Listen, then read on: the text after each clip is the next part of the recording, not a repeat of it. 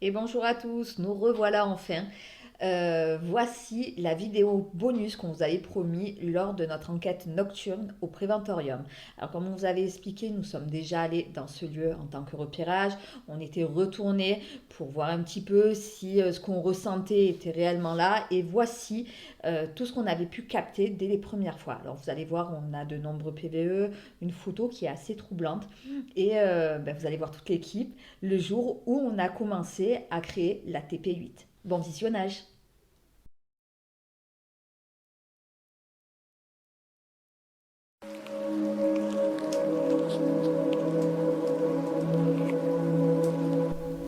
Que de souvenirs en voyant ces images.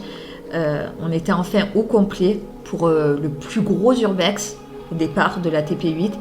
Et je peux vous dire que quand on l'a vu, on est tous restés sous le charme et sous le choc de voir une bâtisse aussi magnifique laissée à l'abandon, hélas.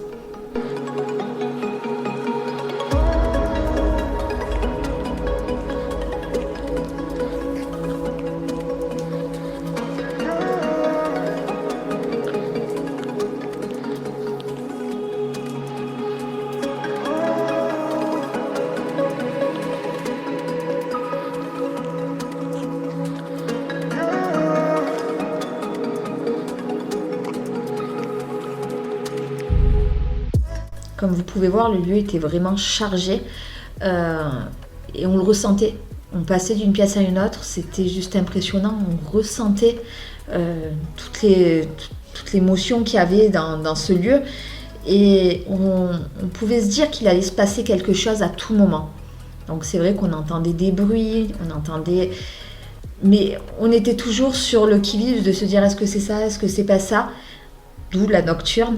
Et je peux vous dire que quand on a fait les premières analyses et qu'on a pu entendre ce qu'on a entendu, on n'avait qu'une envie, c'était de revenir au plus vite.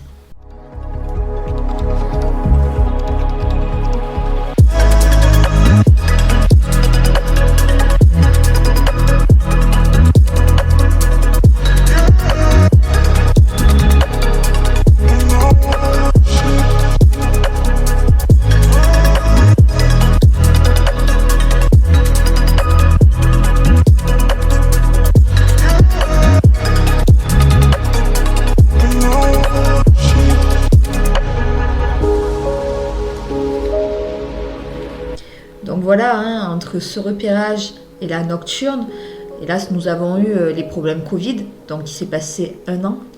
Et en 1 an, le lieu s'est fortement dégradé. Alors on a pu rencontrer des personnes qui étaient à l'intérieur et qui nous ont expliqué qu'il y avait souvent des fêtes sauvages. Et le lieu a été plus qu'abîmé.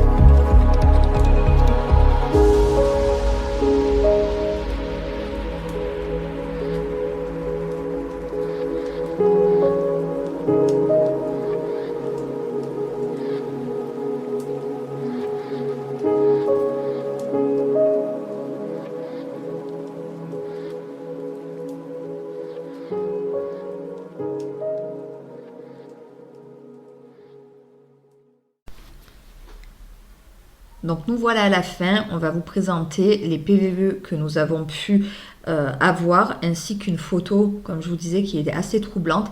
Alors hélas, nous avons eu certains sons, mais à cause de bruits parasites, on ne peut pas vous les mettre, car c'est très compliqué de les entendre. Il faudrait des casques et des logiciels plus spécifiques. Mais voilà, on en a quelques-uns et on va vous faire profiter de ça. Donc là, nous étions en train de discuter d'un autre lieu qu'il y a sur le site. Et quand Aurore est en train de parler, on peut entendre très légèrement un là-bas. Je vous laisse écouter. Bon, tu peux pas te faire la question comme ça. On l'a faite, hein? Oui, c'est celle qu'on a faite en tout premier. Alors pour ce PVE, Cristal était en pleine prise de contact. On peut l'entendre poser des questions. Et de là, on peut entendre un pas sympa suivi d'un souffle. Je vous laisse écouter. Est-ce que tu es une fille ou un garçon? Si tu es une fille, est-ce que tu peux aller dans le orange? Si tu es un garçon, est-ce que tu peux aller dans le rouge, s'il te plaît?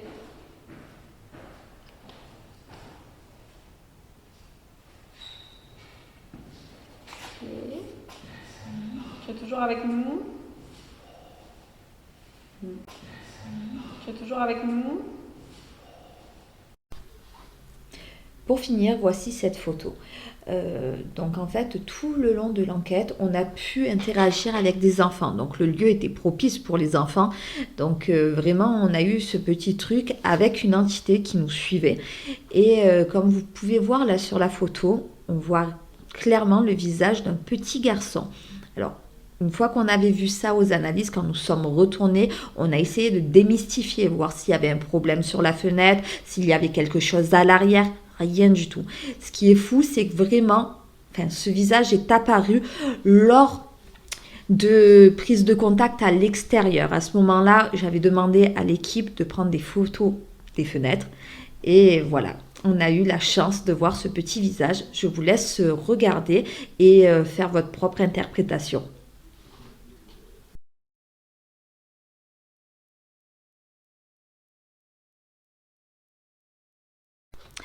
Nous espérons que ce bonus vous a fait plaisir et on va vite revenir avec 3 nouvelles vidéos dont une nocturne. Donc on vous dit à très vite avec toute l'équipe de la TP8.